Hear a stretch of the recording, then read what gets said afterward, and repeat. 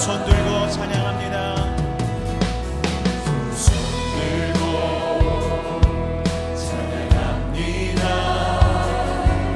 같이 오실 왕 여호와께 오직 주만이 나를 다스리네. 두 손 들고 내 삶의 모든 문제를 주께 맡깁시다. 두 손 들고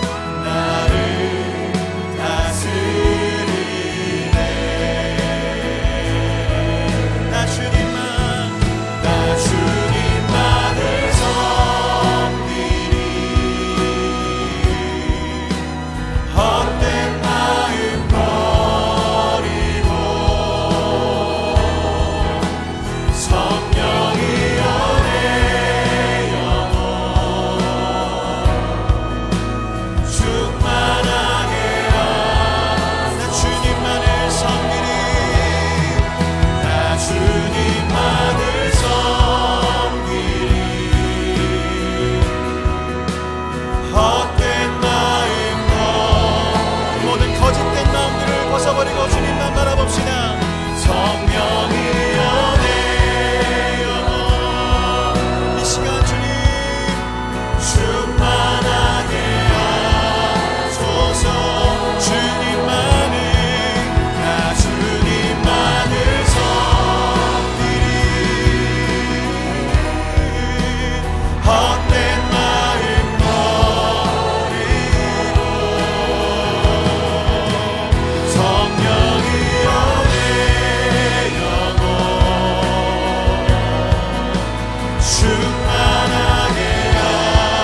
마지막으로 고백합시다. 나 주님만을 섬기리. 주님만을 섬기리. 헛되고 거짓된 모든 마음 벗어버리고 오직 주님 한 분만 바라보기 원합니다. 성령이여 성령이여 내 영혼 충만하게 하소서.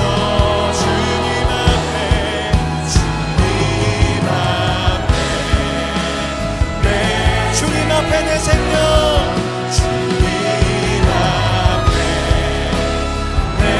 주님 앞에 나의 생명 드리십시다.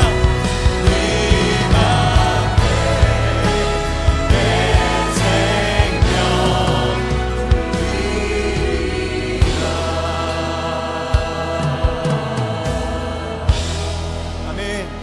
오늘 주님이 우리의 생명을 찾으시고 우리의 삶을 원하고 계십니다.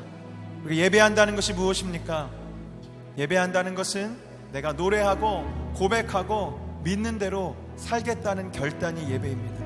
시간 여러분 마음속에 그 결단이 있으시다면 다 함께 자리에서 일어나셔서 주님, 영광 중에 임하시는 주님, 내가 오늘 영의 눈을 들어 보기를 원합니다. 나의 삶을 사용하여 주시옵소서. 우리 믿음으로 고백하시며 예배의 문을 열겠습니다.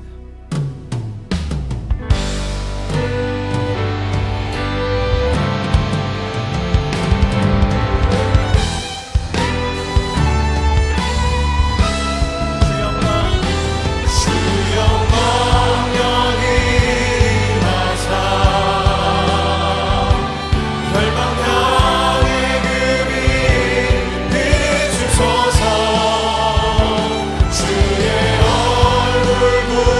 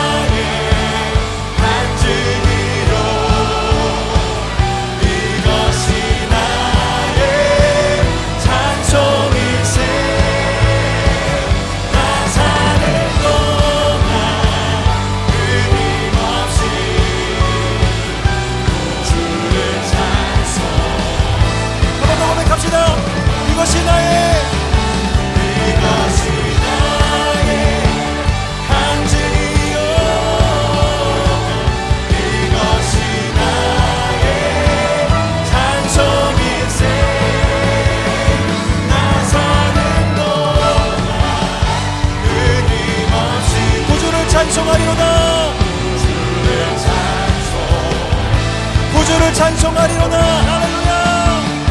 구주를 찬송하리로다.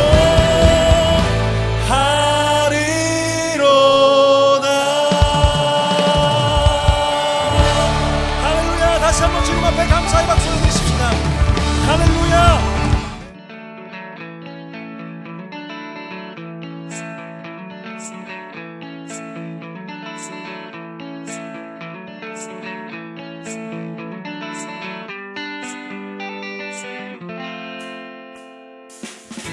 제가 오늘 깨달은 것은 길잡이인 그리스도 예수를 항상 의지하며 걸어가야 된다는 것, 답은 항상 기도라는 것을 다시 깨달았습니다.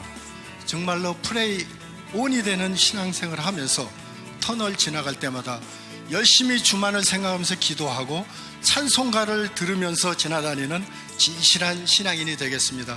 저를 위해서 많은 시간을 기도할 것이 아니라 그분을 위해서 많은 기도를 좀 해야 하지 않을까. 오늘 이제 한 시리즈를 마치게 됩니다. 우리가 하나님을 아는 지식이라고 하는 제목으로 6번째 오늘 말씀을 마치고 나면 이제 다음부터 예수님을 아는가, 예수님을 아는 지식으로 우리들이 어떻게 제자의 삶을 살까, 새로운 말씀으로 들어가게 됩니다. 오늘 그 6번째 말씀은 우리들이 진실을 행함으로 우리들이 하나님을 알 수 있는 것은 무엇인가, 이 진실에 대한 문제를 함께 나누어 보려고 합니다. 그 유선경 씨가 쓴 문득 묻다라고 하는 책에 보면 아주 흥미로운 질문들을 합니다. 그 중에 하나가 밤송이에는 왜 가시가 있을까, 이런 질문을 던집니다. 여러분, 대부분의 유실수들은 향을 냅니다. 그래서 동물들이 찾아와서 그것을 먹도록 유도를 하고, 먹고 난 다음에 씨를 버리면 그 씨들이 다시 열매를 맺도록 하는 것이 번식의 법칙입니다. 근데 유선경 씨가 질문을 던졌을 때 왜 밤에는 이렇게 밤송이에는 가시가 있을까 보니까 밤송이는 밤 자체가 그게 씨앗이기 때문에 그걸 먹어버리면 열매를 맺지 못합니다. 그래서 자기를 보호하기 위해서 가시를 이렇게 두고 있다는 거예요.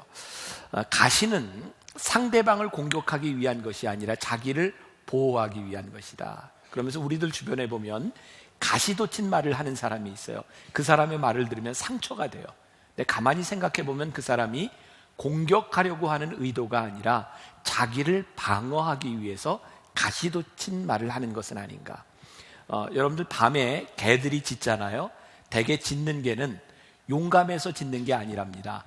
겁이 많은 개들이 자기에게 다가오지 못하도록 밤에 짖는 개들, 그게 겁 많은 개가 그렇게 짖는다고 합니다. 여러분들, 그래서 밤에 짖는 개는 무서워하지 않으셔도 됩니다.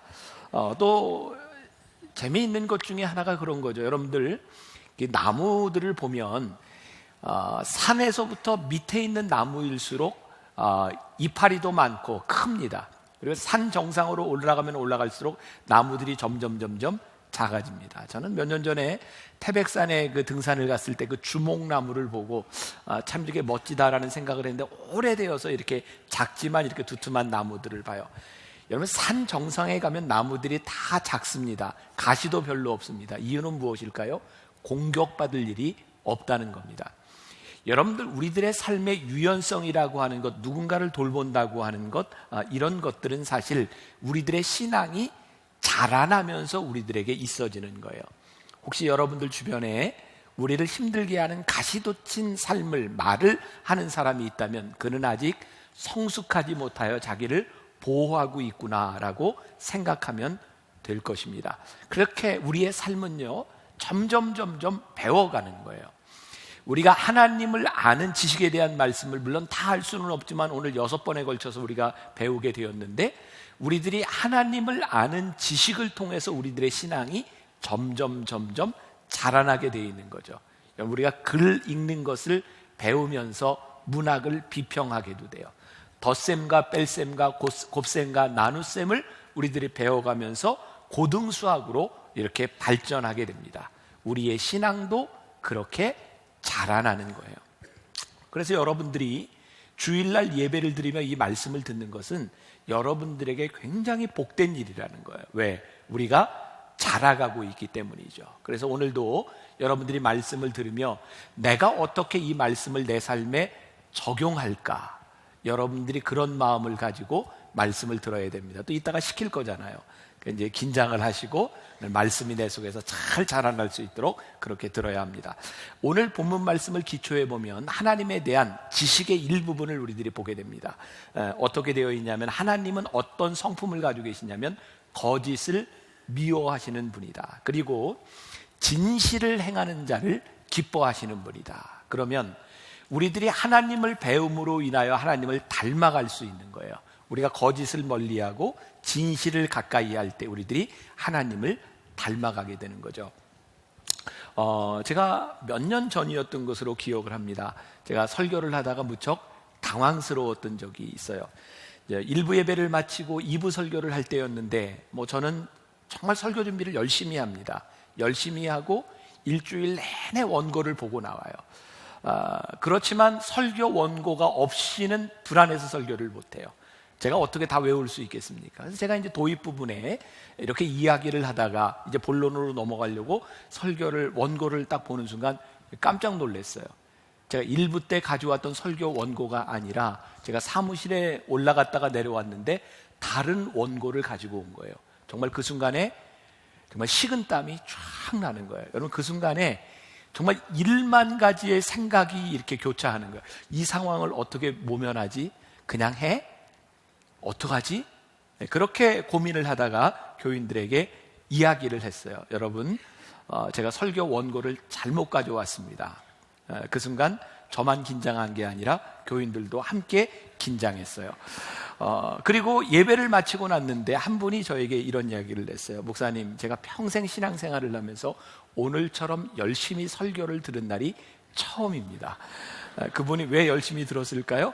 어디에서 틀리고 어디에서 잘못되나 그게 긴장이 되었던 거예요. 근데 그분이 저에게 이런 얘기를 했어요. 그런데 그렇게 긴장하며 설교를 듣다가 정말 이렇게 많은 은혜를 받은 적이 없다는 거예요. 저는 그 이야기를 제 속에 제가 원고를 잘못 가져왔습니다라고 생각하는 순간 저는 정말 마음이 편해지기 시작했어요. 왜? 지금부터는 저를 가릴 이유가 없어진 거예요. 잘못 가져왔기 때문에 제가 실수할 수도 있는 거예요. 나를 감출 필요가 없다고 하는 것이 나를 얼마나 편안하게 만들어줬는지 몰라요. 그리고 깨닫게 된 게 있어요. 나를 드러내면서 저에게 한 가지 습관이 생긴 겁니다. 이전에는 제가 설교를 마치면 이 원고를 가지고 제가 사무실에 있다가 다시 내려왔는데 그 일 이후에는 제가 설교를 마치고 나면 원고를 여기다 그대로 놓고 갑니다. 저에게 새로운 습관이 생긴 거예요. 여러분, 이게 작은 일 같지만, 작은 정직인 것 같지만 우리들이 실수를 인정하고 나면 우리들의 삶에 교정이 생깁니다. 우리들의 삶이 변하지 않는 이유는 무엇일까요? 우리들이 정직하려고 하지 않는다는 겁니다. 여러분, 정직을 너무 커다란 것으로 생각하지 않았으면 좋겠어요. 하나님께서 우리의 정직을 기뻐하신다고 하는 그 말씀 앞에서 우리들이 작은 것으로부터 정직하려고 노력한다면 우리들의 삶은 교정될 것이고 우리들의 삶이 하나님을 닮아가게 될 것이라는 거죠. 우리 하나님의 속성이 진실, 선을 행하는 것을 기뻐하시는 분이라면, 자, 오늘 본문 말씀 잠언 12장 22절을 다시 한번 봉독해 보겠습니다. 자, 한 목소리로 시작. 거짓 입술은 여호와께 미움을 받아도 진실하게 행하는 자는 그의 기뻐하심을 받느니라. 자, 우리들이 진실하게 행하면 하나님의 기뻐하심을 받는다는 거예요. 우리가 하나님의 형상을 닮아간다라고 이야기할 때 우리들이 얼마나 진실한 삶을 살아가는가, 그게 하나님의 형상을 우리들에게서 보여준다는 거죠. 여러분, 진실이라고 하는 이 단어가 한자로 참진자와 열매실자를 쓰고 있어요. 저는 말씀을 묵상하다가 제 스스로 이런 결론을 내려봤어요. 우리가 진실하게 살아간다면 우리들의 삶에서 참다운 열매를 맺는 것이다. 그러니까 하나님은요, 진실하시기 때문에 진실함을 통해서 우리들의 삶에 열매를 맺게 하세요. 민수기 23장 19절에 보면 또 하나의 하나님의 속성이 나옵니다. 같이 봉독해 보겠습니다. 하나님은 사람이 아니시니 거짓말을 하지 않으시고 인생이 아니시니 후회가 없으시도다. 어찌 그 말씀하신 바를 행하지 않으시며 하신 말씀을 실행하지 않으시랴. 하나님은 인생이 아니시기 때문에, 사람이 아니시기 때문에 거짓말을 아니하세요. 왜? 하나님은 하신 말씀을 지키시는 분이에요. 그 지킬 수 있는 능력이 있으신 분이에요. 그런데 우리들에게는 불행스럽게도 우리가 한 말을 지킬 수 있는 능력이 우리들에게는 없어요. 그러니까 우리들이 거짓말을 하려고 해서 하는 것이 아니라 거짓말이 될 수밖에 없는 경우도 우리들에게 많이 있어요. 그러나 우리가 부족하지만 우리들이 어떻게 해서든지 하나님의 속성인 이 진실을 닮아가려고 노력하면 우리들의 삶에서도 참된 열매를 맺게 될 것이라는 것이죠. 그래서 저는 진실이라고 하는 말과 더불어서 하나님을 닮아간다, 이 말에 여러분들이 조금 주목했으면 좋겠고요. 제가 오래전에 썼던 책 중에 우리가 꿈꾸는 교회라는 책이 있었어요. 그 책을 쓸 때 제가 서문에다 이런 글을 썼어요. 저희 아이가 아마 이제 중학교, 고등학교 이렇게 올라갈 무렵이었던 거예요. 그때 제 아이가 하나님께 소명을 받았어요. 그래서 목사가 되겠노라고. 그리고 제 삶에 가장 기뻤던 순간이죠. 우리 아들이 아빠 같은 목사가 되고 싶습니다. 그 이야기를 들으며 제가 참 기뻤어요. 그런데 기쁜 것하고는 다르게 목회자가 되겠다고 하는 아들을 바라보며 이게 어떻게 표현할 수 없는 마음, 그 애틋함, 이런 게 있었어요. 저는 학교를 다니면서 중고등학교 시절에 제일 듣기 싫었던 말이 뭐냐면 너 목사 아들이 왜 그래? 라는 말이었어요. 저는 목사 아들이라고 하는 것 때문에 제가 어떤 큰 무거운 짐을 지고 간다고 생각했거든요. 그런데 어느 날 저에게 있었던 일이 우리 아들에게도 일어나고 있는 거였어요. 목사의 아들로 살아가는 것이 그렇게 쉬운 일이 아니라고 하는 것, 때로는 친구들에게 비아냥거림을 받을 수도 있다고 하는 것, 그런 이유로 고민할 수 있다고 하는 아들 때문에 저는 더 아들에 대한 마음이 갔어요. 그리고 저에게 이런 꿈이 생겼어요. 하나님, 아들이 아버지를 닮아가는 것이 쉬운 일은 아니지만 그것이 아버지의 기쁨이듯이 하나님 만나교회를 세워주신 그 이유가 우리가 하나님을 닮아가는 교회가 되는 것, 그것이 쉬운 일은 아니겠지만 우리 교회를 바라보며 세상이, 사람들이 하나님 닮은 모습을 볼 수 있다면 그게 얼마나 귀한 일이겠습니까?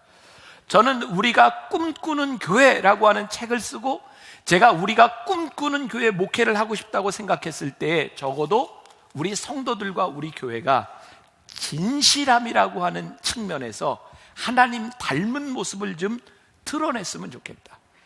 세상이 우리를 바라보며 저 교회는 진실해, 저 교회의 목사와 교인들은 진실해 라고 말할 수 있을 때 우리에게서 하나님 닮은 모습들이 나타날 수 있는 것이 아닐까. 오늘 본문 말씀에 보면 거짓 입술은 여호와께 미움을 받아도 그랬어요. 여러분, 거짓 입술이 하나님께 미움을 받아요. 왜 하나님은 거짓을 미워하실까요? 거짓은요, 분열이에요. 우리가 거짓을 말하면 참다운 관계들이 깨어져요. 거짓이 쌓여가면 쌓여갈수록 하나님과의 간격이 멀어지고 우리 믿는 성도들 안에서 누군가 거짓말을 하면 관계들이 깨어지기 시작해요. 그래서 하나님은 거짓을 미워하신다는 거예요. 그런데 여러분, 거짓말을 말하는 사람들의 어투의 일반적인 특징이 있습니다. 그러니까 이런 말을 하면 저 사람이 거짓이구나 라고 생각하면 됩니다. 혹시 여러분들은 거기에 속한 사람이 아니었는지, 이런 이야기죠. 누가 그러는데 이렇게 말하는 사람이 있으면 저 사람이 거짓이구나. 저는 가장 비겁한 말 가운데 하나가 누가 이러는데 라고 하면서 말을 전하는 사람이라고 생각해요. 하나님은 우리의 입술로 우리의 진실을 말하기를 원하시지 누구의 말을 빌어서 누군가의 아픔을 주기를 원하시는 분은 아닌 것 같아요. 그리고 또 하나, 우리들이 거짓말을 한다고 하는 것은 의도적인 것도 있지만 우리들의 마음속에서 만들어내는 상상들이 있어요. 여러분, 조심해야 된다는 거예요. 우리가 흔히 이런 얘기, 저 사람 참 소설을 쓰네, 소설을 써. 왜? 그의 마음속에서 상상하며 이야기를, 거짓을 만들어내요. 그런데 영어 성경에 보면 그 여기에서 미워하신다라고 하는 말이 detest라고 하는 단어를 쓰고 있는데 원어에 보면 이런 뜻을 가지고 있어요. 속을 뒤틀어 역겹게 한다는 거예요. 우리들이 거짓을 말하는 것을 보면 하나님께서요, 속이 역겹다는 거예요. 이게 얼마나 심한 표현입니까? 근데 하나님이 왜 역겨우실까요? 여러분, 우리들은 상대방이 거짓말을 하는지 안 하는지 잘 몰라요. 거짓을 이야기해도 우리들은 속아 넘어갈 수 있어요. 그런데 하나님은 인생이 아니시고 하나님은 우리들이 거짓말을 아시기 때문에 하나님 앞에서 거짓말을 뻔뻔스럽게 하는 모습을 바라보며 하나님이 역겨워하신다는 거예요. 그러니까 이 거짓이 얼마나 무서운 일인지 몰라요. 여러분, 이게 너무 추상적으로 들린다면 여러분들이 자녀들을 키우면서 자녀들을 혼낼 때 아이가 거짓말인 걸 뻔히 알아요, 부모가. 근데 아이가 거짓말을 해요. 부모가 그것을 모르는 상태라고 하면 거짓은 그냥 죄일 뿐이지만 그것을 알고 있는 부모의 입장에서 거짓을 말하는 아이를 바라보면 진실을 이야기하라고 이야기하는데도 끝까지 거짓을 이야기하는 것을 보면 우리들의 속이 뒤틀리는 거예요.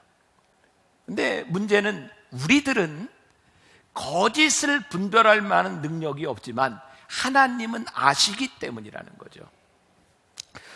여러분들 혹시 일본 작가 중에 나스메 소세키라고 하는 사람을 들어보셨나요? 나는 고양이로소이다 라고 하는 책을 쓴 유명한 작가입니다. 이 나스메 소세키에 대한 이야기인데, 소세키 참, 제 2부 때도 참 힘들었어요, 이름 때문에. 이 소세키는 도쿄대학의 영문학 교수로 있었어요. 그분에 대한 이야기입니다. 하루는 강의를 하는데 한 학생이 강의 시간에 계속 주머니에 이렇게 손을 넣고 있는 거예요. 이 소세키는 굉장히 이렇게 예민한 사람이었기 때문에 그게 굉장히 눈에 거슬렸던 것 같아요. 그래서 학생에게 그렇게 이야기를 했답니다. 학생, 손을 빼. 학생이 빼지 않습니다. 강의를 하다가 그게 계속 눈에 걸립니다. 자네 주머니에서 손을 빼게. 나는 신경이 예민한 사람이기 때문에 강의가 잘 안 돼. 근데 학생이 빼지를 않습니다. 결국 소세끼는 강의를 하다 말고 밖으로 나갑니다. 그때 나가는 그 교수를 향해 학생이, 교수님, 저 잠깐만요. 저는 팔이 없어요. 그 학생은 뺄 수 있는 팔이 없는 학생이었어요. 헐렁한 옷을 그냥 주머니에 넣고 있었을 뿐이에요. 소세끼는 이렇게 이야기합니다. 그 말에 나는 뒤통수를 얻어맞은 것 같은 충격에 휩싸였다.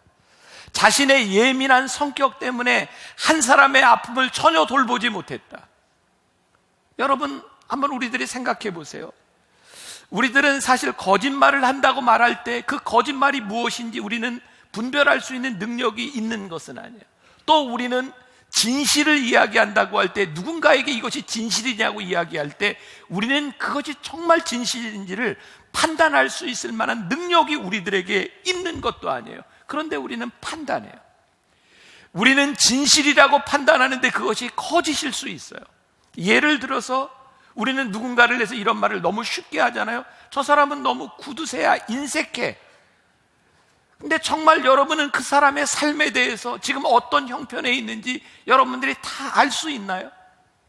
우리는 누군가를 향해서 이렇게 이야기하면 저 사람은 너무 이기적이야, 누군가를 위해서 시간을 내주지 못해라고 말을 했을 때 지금 그 사람의 인생 가운데 어떤 시간들을 지나가고 있는지 우리들이 다 알 수 있는 능력이 있는가요? 저 사람은 왜 마음을 열지 않아? 우리들은 다 이렇게 터놓고 이야기하는데 저 사람은 늘 자기 이야기를 하지 않아 라고 비난할 때 그 사람의 삶에 어떤 아픈 상처가 있는지 우리는 모르잖아요. 사실 우리들이 진실이라고 하는 것을 모르는 것이 아닌데 진실을 말하고 싶지만 우리의 진실이 거짓일 수 있고 우리가 이야기하는 판단이 불완전할 수 있다고 하는 것이 우리로 하여금 하나님을 닮아가는 진실한 삶을 살게 하는데 얼마나 힘들게 하는 일이냐 이 말이에요. 그래서 우리들이 진실한 삶을 살아가기 위해서 하나님이 어떤 분이신지를 알아야 하는 거예요. 로마서 11장 33절에 보니까 하나님에 대한 이야기가 나와요. 같이 한번 봉독해 봅시다. 깊도다 하나님의 지혜와 지식의 풍성함이요 그의 판단은 헤아리지 못할 것이며 그의 길은 찾지 못할 것이로다. 여기 뭐라고 나와 있어요? 하나님에서 깊도다. 하나님의 지혜와 지식의 풍성함. 옛날 성경에는 부요함이라고 하는 단어를 썼어요. 하나님의 지혜와 지식이 풍성하다. 이 부요하다고 하는 말은 흘러 넘친다는 거예요. 우리는 실수합니다. 왜냐하면 우리의 지혜와 지식이 한계가 있기 때문이에요. 여러분, 실수라고 하는 말이 그런 말이죠. 바둑이나 장기를 두는데 수를 잘못 둔 거예요. 우리는 이게 최선인지 알고 두지만 잘못 둘 수 있어요. 그러나 이 모든 것을 아시는 하나님 앞에서 실수란 존재하지 않아요. 그런데 우리는 실수한단 말이에요. 그러면 우리가 참되게 살아가기 위해서 우리들이 완전할 수는 없지만 조금 더 온전한 삶을 살아가기 위해서 실수하지 않기 위해서 우리들이 어떻게 해야 될까요? 지혜와 명철이 풍성하신 하나님 앞에 우리들이 구해야죠. 우리가 하나님을 믿는다고 하면서도 우리들이 진실하게 살아가지 못하는 이유 가운데 하나는 우리들이 하나님 앞에 진실함, 지혜를 구하지 않는다. 야고보서 1장 5절 말씀, 너희 중에 누구든지 지혜가 부족하거든 모든 사람에게 후히 주시고 꾸짖지 아니하시는 하나님께 구하라. 그리하면 주시리라. 여러분들이 하나님의 말씀을 믿으십니까? 우리의 지혜로 살아가는 것이 아니라 부족할 때에 후히 주시고 꾸짖지 아니하시는 하나님께 구하라는 거예요. 오늘 우리가 전반부에 이야기했던 우리의 지식이 온전하지 않다고 하는 것이 절망으로 끝나는 것이 아니라 우리들이 부족하기 때문에 하나님께 우리들이 지혜와 명철을 구할 수 있습니다. 그래서 우리들이 하나님을 믿고 하나님께 기도하는 거죠. 우리는 우리의 지식으로가 아니라 하나님의 지식으로 우리들이 하나님을 닮아가자는 거예요. 여러분 혹시 아실 것 같아요. 다 잘 아는 찬양인데, 오늘 집을 나서기 전 기도했나요?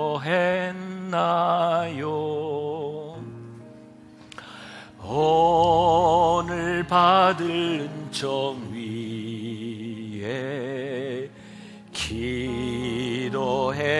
기도했나요?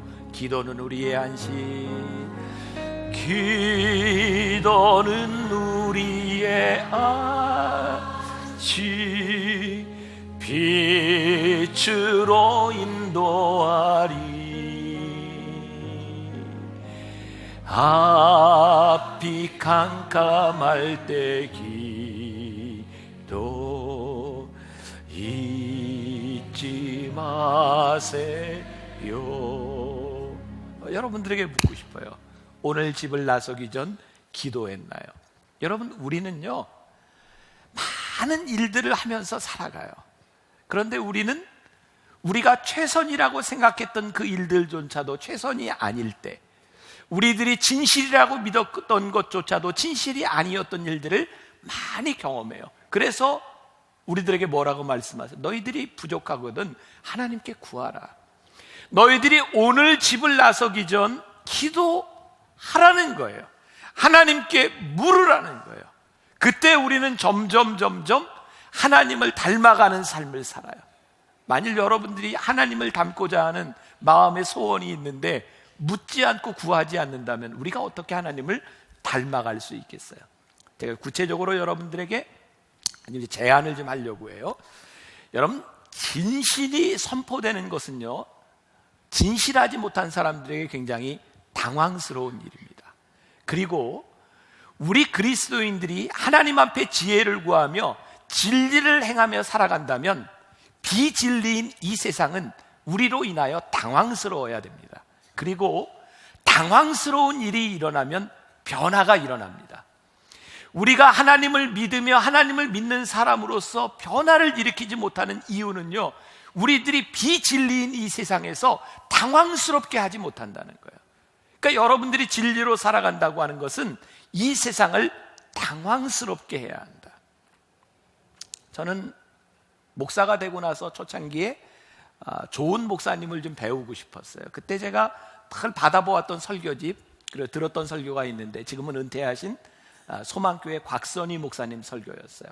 벌써 한 25년 지나갔는데 그때 그 예화 하나가 저에게 이렇게 잊혀지지 않는 게 있어요. 이 목사님이 하루는 신방을 갔어요. 예배를 드리려고 이렇게 했는데 그 엄마가 그 아이한테 그냥 얘야 성경책 가져와 이렇게 말을 했으면 아무 일도 없었을 텐데 이 엄마가 이 목사님에게 뭔가를 자랑을 하고 싶었던 것 같아요. 얘야 엄마가 늘 보는 책 있지 가져와. 그랬더니 애가 백화점 무슨 목록을 이렇게 딱 가지고 온 거예요. 아주 당황스럽죠. 또 이런 이야기가 있어요. 동네에서 이렇게 마을 버스를 이렇게 타고 가는데 엄마가 아이를 데리고 탄 거예요. 근데 몇 정거장을 지나갔는데 애들이 탔는데 너무너무 시끄럽게 장난치고 떠드는 거예요. 엄마가 아이를 좀 이렇게 가르치고 싶었던 거죠. 얘야, 엄마가 제일 싫어하는 게 누구지? 아빠. 이렇게 대답을 해버렸어요. 너무너무 당황스러운 거죠. 혹시 여러분들 여기에 해당되는 사람이 있는지 모르는데 가끔 신방 가면요 이런 사람이 있어요. 애들이 있는데 같이 예배를 드리지 않고 너 예배 끝날 때까지 네 방에 들어가 있어. 애를 못 나오게 해요. 그러면 저는 약간 의심이 가요. 저 아이가 무슨 말을 할지 그 돌출 발언에 굉장히 당황하고 있구나. 여러분, 진실은요 우리들이 감추려고 하는 일들이 드러나는 것은 우리를 무척 당황스럽게 하는 일입니다. 저는 우리 크리스찬들에게 하나님을 닮아가는 우리들에게 정말 중요한 것이 있는데 이 세상을 당혹스럽게 하는 일들. 근데 이 당혹스러움은 두 가지 차원이 있어요. 부정적인 당혹스러움이 있고 긍정적인 당혹스러움이 있어요. 그것이 드러나서 수치스러운 것이 있는가 하면 당혹스럽게 하는 그것이 드러남으로 인하여 세상을 바꾸는 일이 있는 거죠. 교회에는 직분이 있어요. 목사에서부터 시작해서 장로, 권사, 집사. 참 신기한 건 직분이 낮은 사람일수록 자기의 잘못을 이렇게 이야기하는데 별로 어려워하지 않는다는 거죠. 근데 직분이 올라가면 올라갈수록 잘못을 시인하는 것에 무척 힘들어합니다. 왜일까요? 기대 때문이라고 생각하죠. 나는 이런 직책을 가지고 이렇게 잘못하면 안 되는데 그 잘못을 내가 드러내면 내 체면이 깎이리라고 생각하는 거죠. 근데 사실은 그렇지 않아요. 직분이 높으면 높을수록 그리고 목회자가 되고 장로가 된다고 하면 사실은 훨씬 더 많은 자신의 잘못을 시인할 수밖에 없어요. 근데 여러분들 오해하지 마세요. 신앙생활을 오래 하고 직분이 올라갔기 때문에 잘못을 많이 저지르기 때문이 아니라 신앙생활을 오래 하며 우리들의 삶을 늘 하나님 앞에 비추어 보면 우리들이 하나님 앞에 우리들의 잘못된 모습들을 내놓지 않을 수가 없는 거예요. 왜? 죄에 대하여 그만큼 민감해지기 때문이죠. 그런데 우리는 반대로 직분이 올라가면 올라갈수록 우리들의 잘못들을 자꾸 가리려고 한다는 거예요. 이 세상을 당황스럽게 하는 것은요, 하나님을 믿는 사람들이 용기 있게 자신의 거짓됨들을 드러낼 수 있을 때입니다. 그리고 더욱더 중요한 것은 사실은 드러내는 용기도 중요하지만 하나님을 믿는 신앙의 연륜이 올라가면 올라갈수록 사실은 드러낼 만한 거짓이 줄어들어야 하는 거죠. 그런데 우리는 이거를 잘 못한다는 거예요. 그래서 이제 구체적으로 우리들의 삶을 하나님을 닮아갈 수 있는 삶을 살아가기 위해서 먼저 거짓말을 적게 하는 훈련을 우리들이 해야 되겠다 이 말이에요. 자, 잠언 10장 19절에 보니까 같이 봉독해 볼까요? 말이 많으면 허물을 면하기 어려우나 그 입술을 제어하는 자는 지혜가 있느니라. 여러분, 성경에 이렇게 좋은 말씀이 있는지 몰랐던 사람도 있을 거예요. 말이 많으면 허물을 면하는 것이 어렵다 그랬어요. 우리는 말을 많이 하고 참 후회를 많이 합니다. 말을 많이 하면 실수도 많이 할 뿐만 아니라 거짓도 많이 합니다. 그래서 우리들이 말을 적게 하려고 노력하고 우리들 스스로 우리들이 말하는 것을 검증해야 돼요. 여러분, 컴퓨터에서 이렇게 작업을 하다 보면 문법이 틀리면 빨간 줄이 이렇게 가요. 그럼 우리 빨간 줄을 가는 걸 보고 우리들이 이렇게 고쳐나가죠. 저는 자기 검증의 시스템이 필요하다고 생각해요. 여러분들이 신앙생활을 하기 때문에 여러분들의 삶의 신앙이 여러분들을 완전하게 만들어주지 않습니다. 여러분들이 노력해야 돼요. 하나님의 속성을 알고 하나님을 닮아가기 위하여 우리들이 거짓말을 하고 있는지 하지 않는지, 우리들이 얼마나 말을 하고 있는지를 검증해야 돼요. 그 지혜서가 참 지혜로운 거죠. 말이 많으면 허물을 면하기 어려우나, 그래서 우리들이 말하는 것에 늘 조심할 수 있는 지혜가 필요하다. 또 하나, 우리의 자신을 드러내는 훈련이 필요해요. 여러분, 인류 최초의 인간인 아담이 하나님께 불순종함으로 인하여 범죄합니다. 그래서 하나님이 찾으세요. 아담아, 내가 어디 있느냐? 내 창세기 3장 10절에 보면 아담이 숨습니다. 하나님의 소리를 듣고 내가 벗었으므로 두려워하여 숨었나이다. 여러분, 지금 하나님께서 아담에게 요구하시는 것은 무엇일까요? 아담이 범죄했는데 네 모습을 가지고 드러나라는 거예요. 왜? 네가 드러나야 네 죄가 보이고 네가 그것을 고칠 수 있지 않냐 이거예요. 근데 아담이 숨었어요. 여러분, 우리들이 진실하게 살아가기 위해서는요, 우리들의 거짓된 모습이 하나님 앞에 드러내는 훈련을 하셔야 돼요. 나를 드러내야 돼요. 오해하지 말고 들으세요. 특히 여자분들 마음에 상처받지 마세요. 화장한 분들, 뭐 짙게 한 분도 있고 옅게 한 분도 있어요. 여러분들은 왜 화장을 하셨어요? 조금 본래 모습보다 좀 잘 보이고 싶은 마음 아닌가요? 요즘은 뭐 문신도 참 많이 하대요. 이렇게 귀찮잖아요. 그러니까 이왕 그냥 영원히 잘 보이자, 이렇게 문신도 하고 이렇게 해요. 여러분, 화장의 처음 역사는 이집트에서부터 시작됩니다. 실제로 이집트의 여인들이 예쁘게 보이기 위한 욕구를 가지고 화장을 시작합니다. 중세 시대에는요, 화장이 가장 큰 기능을 했던 게 이 천연두가 지나고 나면 우리가 옛날에 곰보라 그랬잖아요. 그것을 가리기 위해서 화장을 했습니다. 여러분, 서커스단의 삐에로는 왜 화장을 합니까? 재미있게 보이기 위해서입니다. 아프리카 혹은 뭐 파푸아 뉴기니 이런 원주민들이 화장을 하는 것은 무섭게 보이기 위한 것입니다. 여러분, 화장의 기능을 아시겠어요? 나보다 다르게 보이기 위한 것입니다. 그런데 정말 이런 화장에 대한 문제일까요? 여러분, 제가 화장하지 말라는 것 아닙니다. 화장은 요즘 시대의 예의이기도 하고요. 여러분들 화장하는 거 잘못된 거 아닙니다. 문제는 우리들의 삶을 과장한다고 하는 거죠. 화장의 문제뿐만 아니라 우리는 학력과 출신 지역, 돈과 명예 이런 것들을 가지고 우리들을 자꾸 포장하려고 합니다. 사실은 우리들이 하나님 전에 나와서 하나님 앞에 우리 자신을 드러내야 하는데 많은 것들을 가지고 우리들을 포장하려고 하는 것입니다. 그래서 우리들이 하나님을 닮아가기가 어려운 거예요. 여러분, 우리들의 삶의 상처와 부족함들은 하나님 앞에 드러나야 되는 것입니다. 왜? 그래야 하나님이 우리를 고치실 수 있기 때문에 그래요. 여러분, 영화에 보면 그런 장면 많이 나오잖아요.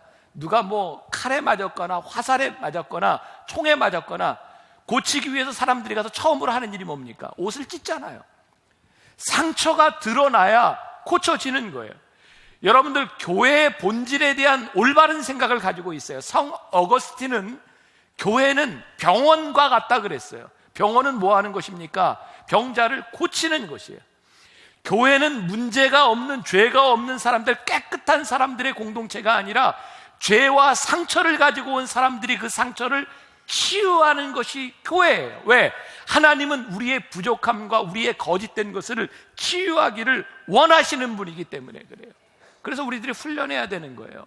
내 죄와 내 부족함을 하나님 앞에서 드러내는 훈련을 해야 돼요. 가끔 제가 제 아내한테서 듣는 소리입니다.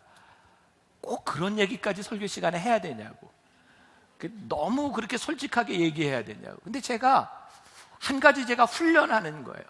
제가 목회를 하면서 제일 좋은 방법은 감출 것이 없는 것이라고 생각해요. 내 부족함은 부족함인 거예요. 내가 그 정도밖에 안 되는 인간인 거예요.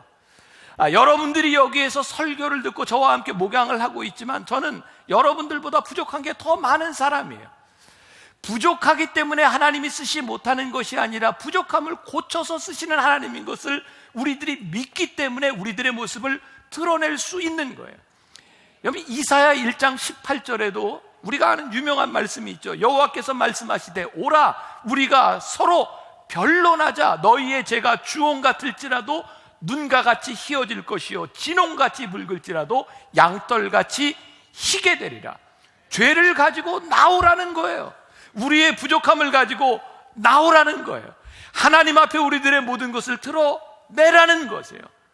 드러내는 것이 창피한 것이 아니라 우리를 치유하시고 우리로 하여금 하나님을 닮는 모습으로 만들어가는 것, 그것이 진실합니다.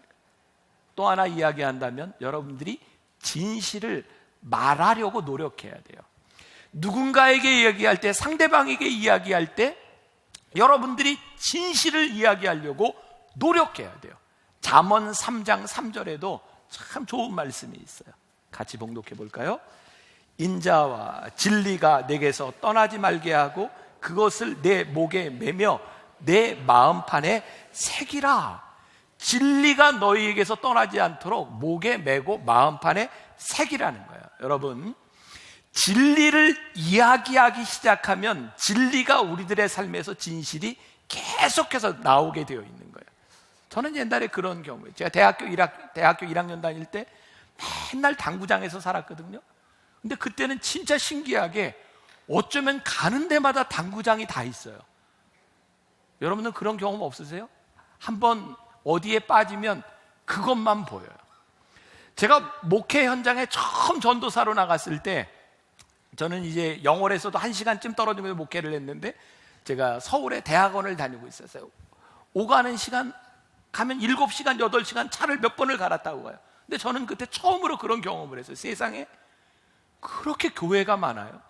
제가 목회하기 전에 교회가 그렇게 많은지 몰랐어요. 여러분, 진실도요, 우리들이 진실을 말하기 시작하고 진실을 우리들의 목에 메고 가슴판에 새기면 진실이 보이는 거예요. 만일 우리들에게 진실이 보이지 않는다면 우리들이 진리로 살아가지 않는다는 거예요. 얼마 전에 생활의 달인이라고 하는 프로를 잠깐 보게 되었는데, 그 중국의 어떤 여자 은행 직원이 20몇 년 동안 돈 세는 일만 했대요. 야, 돈을요 손가락으로 막 이렇게 세더라고요. 이렇게. 정말 놀라웠어요. 근데 진짜 놀라운 건 돈을 그 중국의 100위안짜리를 세는데 탁 세면서요 탁 뽑아내요. 위조지폐 뽑아내는 거예요. 근데 그분이 뭐란 얘기했는지, 25년 동안 돈을 세다 보니까 걸린대요. 여러분, 우리가 진리를 말하는, 진실을 말하는 훈련이 무엇일까요? 우리가 진실을 말하려고 훈련하면 거짓이 우리들에게 걸리게 되어 있는 거예요. 근데 만일 여러분들이 거짓을 이야기하는데도 여러분들에게 걸리지 않는다면 우리는 하나님의 성품을 닮아갈 수 없는 거죠. 제가 목회를 하면서 참 힘든 게, 교인들을 보면서 힘든 게, 교인들을 자꾸 이해하고 싶은 거예요. 저는 참 귀한 마음이라고 생각하지만 좋은 목사는 아니라고 생각해요. 교인들을 이해하기 때문에 피해갈 수 있는 일을 자꾸 이야기해주고, 교인들을 이야기하기 때문에 이것도 괜찮다고 이야기하는 것이 결국 보면 좋은 목사 아니라는 거예요. 요즘 제가 깨닫게 되는 것이 있어요. 아무리 힘들어도 진리는 진리로 이야기를 해줘야 돼요. 왜? 진리는 변치 않는 것이기 때문에 그래요. 그런데 우리들이 이 진리를 이야기하지 못하고 자꾸 타협하는 거예요. 타협하다 보면 이제 거짓과 진실이 우리들에게서 구별되지 않는 거예요. 사랑하는 여러분, 오늘 제가 여러분들 앞에 믿음으로 도전하고 우리들이 하나님을 아는 지식으로 하나님을 닮아가기 위해서 우리들이 결단해야 될 것이 무엇인가? 진리를 이야기하고 진실을 이야기하고 나를 과장되게 이야기하지 말고 거짓말을 하지 않도록 여러분들이 노력하고, 그렇게 우리들이 하나님을 닮아가는 삶을 살 수 있다면 이 세상을 당황스럽게 만들 수 있지 않을까. 자, 여러분들에게 잠깐 시간을 드릴게요. 한번 말씀을 요약해 보세요. 오늘 말씀을 들으니 이런 이야기고 나도 내 삶에서 이렇게 적용해 봐야 되겠다 하는 것이 무엇인지. 여러분들도 시킬 거니까 이제 누구든지 괜찮아요. 이제 손 들고 이야기할 수 있는데 먼저 좀 시간을 드릴게요. 오늘 성경 봉독하는 우리 지정옥 장로님, 그렇게 놀래세요? 네, 진실만 얘기하면 됩니다. 네. 아니 항상 목사님을 먼저 하셔서 여기 쳐다보고 있는. 그 내 맘이에요. 네. 네. 네, 오늘 말씀을 통하여 저는 하나님은 정말로 거짓을 미워하시며 진실을 기뻐하시는 신실하신 하나님을 다시 한번 깨달아 알게 되었습니다. 그리고 하나님의 자녀인 우리도 하나님의 신실하심을 닮아 살아감으로 우리를 통해 하나님의 신실하심이 드러나야 함을 알게 되었습니다. 이러한 신실한 삶을 살기 위해서 저는 제 마음과 입술에서 제 자신을 보호하려고 때로 거짓이나 남을 비판하는 언어가 나오려 할 때 잠시 멈추고 침묵하려고 합니다. 그리고 오히려 그 순간 나를 돌아보는 훈련을 해보고자 합니다. 네, 고맙습니다. 혹시 여러분들 가운데 위에도 괜찮고 밑에 손 드세요. 편안하게 자유롭게 여러분들 하나님 앞에 이렇게 결단하겠다. 저기 가운데 손 드셨네. 네, 마이크 가져주세요.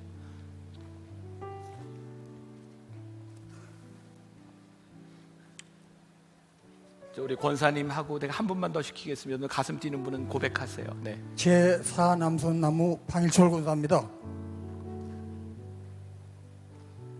오늘 하나님의 말씀을 통해서 하나님은 거짓을 미워하시고 진실을 기뻐하신다는 말씀을 목사님을 통해서 잘 알게 되었습니다. 하나님은 우리가 말하는 입술에 대하여 책임지시라고 하시는 것도 잘 알게 되었습니다. 따라서 우리들은 진실한 것을 실수하지 않고 판단할 수 있는 능력을 키우며 살아가야 되겠다는 점을 알게 되었습니다. 또한 우리 신앙인들은 우리 삶 속에서 거짓말하지 않고 미워하지 않고 남을 흉보지 않고 모함하지 않고 진실하게 살아나가는 것이 바로 우리들이 할 일이고 불신자들한테도 모범이 된다, 이렇게 알게 되었습니다. 감사합니다. 네, 고맙습니다. 네, 한 분만 더. 누구든지 위에도 좋고 밑에도 좋고. 네. 이쪽에. 네. 마이크 주세요.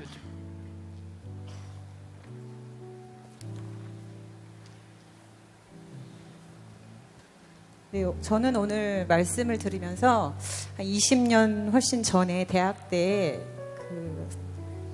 시편을 묵상했을 때 그 정직이라는 단어를 묵상했던 생각이 났습니다. 저희가 흔히 생각했을 때 정직하면 honest 이렇게 생각을 하고 있는데, 저는 영어를 잘 못하고 싫어하는 사람 중에 한 사람이었는데 그때 그 정직이라는 단어가 upright더라고요. 그래서 알던 거와 너무 달라서 좀 당황스럽기도 하고, 그럼 이게 무슨 뜻일까 생각을 하다가 정직이라는 것이 right을 향해서 똑바로 선 업한 그런 게 정직이다. 거짓말하지 않는 게, 그러면 그 right이라는 게, right의 최고봉은 하나님이신데 하나님을 향해서 똑바로 서 있는 것이 정직이고, 우리가 흔히 그 반대로 거짓말하지 않는 게 정직이라고 하는 생각을 하는데, 거짓말하지 않는 게 그 하나님을 증거하지 않는 게 그게 거짓이 아닌가라는 그런 생각을 했습니다. 그래서 오늘 말씀을 들으면서 내 안에 거짓말하지 않는, 또 그것으로 정직한 삶으로 인해서 진실의 열매를 맺는 그 행함도 중요하지만 제 안에서 내 스스로가 하나님 앞에서 똑바로 서 있나, 그 근본적인 그런 걸 생각을 하는, 그리고 20몇 년 전에 그 정직을 묵상했던 그런 생각이 났습니다. 좀 더 제 삶을 좀 돌아보는 그런 삶을 살아야겠다는 생각을 했습니다. 네, 고맙습니다. 우리 옆에 있는 사람들에게 한번 이렇게 나누어 주세요. 한번 여러분들 결심하는 거 중요하니까 옆 사람에게, 친한 사람에게, 네, 난 이렇게 정직하게 하나님 닮아갈 거야. 네, 네, 네. 고맙습니다. 여러분들의 결단이, 여러분들의 말이 하나님의 귀에 들릴 줄 믿습니다.